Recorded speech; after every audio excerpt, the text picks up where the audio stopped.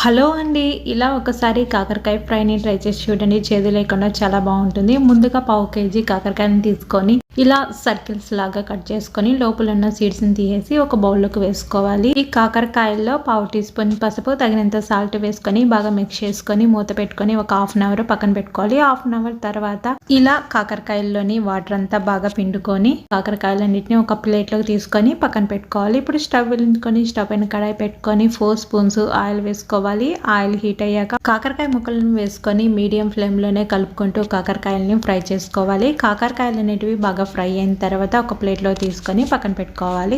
ఇప్పుడు స్టవ్ వెలిగించుకొని స్టవ్ పైన కడాయి పెట్టుకొని 3 స్పూన్స్ ఆయిల్ వేసుకోవాలి. ఆయిల్ హీట్ అయ్యాక ఒక స్పూన్ ఆవాలు, సన్నగా చాప్ చేసుకున్న ఒక ఆనియన్, కొద్దిగా పసుపు వేసుకొని ఆనియన్స్ని దోరగా ఫ్రై చేసుకున్నాక మనం ముందుగానే ఫ్రై చేసి పెట్టుకున్న కాకరకాయ ముక్కలను కూడా వేసుకొని కలుపుకుంటూ మీడియం ఫ్లేమ్లోనే కాకరకాయలను ఫ్రై చేసుకున్నాక కచ్చాపచ్చగా దంచుకొని 4 వెల్లుల్లి రెబ్బలను కూడా వేసుకొని తగినంత సాల్ట్, మీ స్పైసెస్ తగ్గట్టు half spoon red chilli powder కూడా వేసుకొని 5 మినిట్స్ ఫ్రై చేసుకొని స్టవ్ ఆపేస్తే ఈ కాకరకాయ ఫ్రై సైడ్ డిష్గా అన్నింటిలోకి చాలా అంటే చాలా టేస్ట్